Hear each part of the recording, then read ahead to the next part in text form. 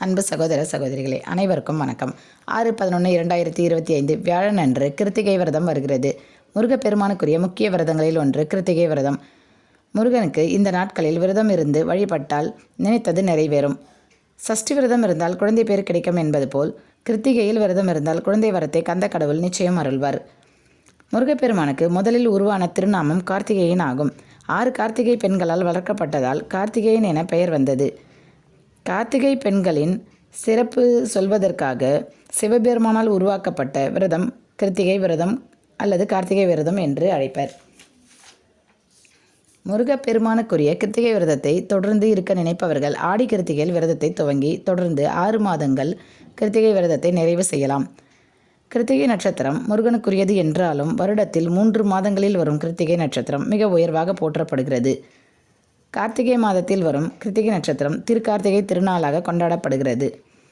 ஆடி மாதத்தில் வரும் கிருத்திகை மற்றும் தை மாதத்தில் வரும் கிருத்திகை ஆகியன முக்கிய விரத நாளாக அனுஷ்டிக்கப்படுகின்றன. கிருத்திகை நட்சத்திரத்தில் விரதமிருந்து முருகனை வழிபடுபவர்களுக்கு சகல நன்மைகளும் கிடைக்கும் என சிவபெருமானே அருளியிருக்கிறார். கிருத்திகை அன்று முருகப்பெருமானுக்கு 6 விதமான நெய்வேத்தியம் படைத்து 6 வகையான மலர்களால் அர்ச்சனை செய்து 6 வகையான பூஜைகள் செய்ய வேண்டும். முடியாதவர்கள் சர்க்கரை பொங்கல் மற்றும் நைவேத்தியமாக வைத்து படைக்கலாம். முழு முதற் கடவுளான விநாயகப் பெருமானை வணங்கிவிட்டு முழு நம்பிக்கையுடன் கிருத்திகை விரதத்தை துவங்க வேண்டும். வேல் இருந்தால் வேல் வைத்து வழிபட்டு கிருத்திகை அன்று விரதத்தை துவங்கலாம். கிருத்திகை அன்று முருகர் படம் அல்லது முருகர் சிலை இருந்தால் மலர்கள் சாற்றி விளக்கேற்றி முருகனுக்குரிய பாடல்களை பாராயணம் செய்து வழிபடலாம். முடிந்தவர்கள் உபவாசம் இருக்கலாம். முடியாதவர்கள் பால் பழம் ஆகியவற்றை சாப்பிட்டு விரதம் இருக்கலாம். கிருத்திகை விரதத்தன்று மாலையில் விளக்கேற்றிய பிறகு முருகனுக்குரிய நெய்வேத்தியங்கள் படைத்து பூஜை அர்ச்சனைகள் செய்து வழிபட அனைத்து நன்மைகளும் நமக்கு கிடைக்கும். கிருத்திகை விரதம் இருந்து வழிபட்டால் செவ்வாய் தோஷத்தால் ஏற்படும் திருமணத்தடை, மண் மனை சொத்து தொடர்பான பிரச்சனைகள் தீரும். குழந்தை பாக்கியம் கிடைக்கும். செல்வம் பெருகும். நினைத்தது நிறைவேறும். திருமணத்தடை உள்ளவர்கள், செவ்வாய் மற்றும் குரு திசையால் பாதிக்கப்பட்டவர்கள், குழந்தை பாக்கியம் இல்லாதவர்கள் கிருத்திகை விரதத்தன்று முருகப்பெருமானை நினைத்து இந்த விரதத்தை அனுஷ்டித்தால் நீங்கள் நினைத்தது நடக்கும். மற்ற விரதங்கள் அவற்றுக்குரிய திதியில் மட்டுமே துவங்க வேண்டும். ஆனால் கிருத்திகை விரதம் கிருத்திகைக்கு முன்பு வரும் பரணி நட்சத்திரத்திலேயே துவங்கிவிட வேண்டும். பரணி நட்சத்திரத்தன்று பகல் உணவு அருந்துவதை நிறுத்திவிட்டு விரதத்தை துவங்க வேண்டும். கிருத்திகை அன்று மாலையில் பூஜை செய்த பிறகு விரதத்தை நிறைவு செய்யலாம். கார்த்திகை மாதத்தில் வரும் கிருத்திகை மிகவும் விசேஷமானது. சிவபெருமானுக்கும் முருகப்பெருமானுக்கும் அனுஷ்டிக்கப்படும் முக்கிய விரதமாகும்.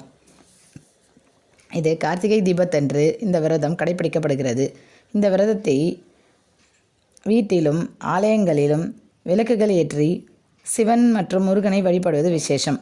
கார்த்திகை தீபத்தின் போது வீட்டிலோ அல்லது கோயில்களிலோ கார்த்திகேயனை மற்றும் சிவபெருமானை ஜோதி வடிவமாக வழிபாடு செய்வது மிகவும் விசேஷம். சக்தியின் மைந்தனான முருகப்பெருமானையும் அன்னை பார்வதி தேவியையும் மனதார நினைத்து வழிபடுங்கள். கார்த்திகை நட்சத்திரத்தன்று காலையில் நீராடி முருகன் கோயிலுக்கு சென்று வழிபட வேண்டும்.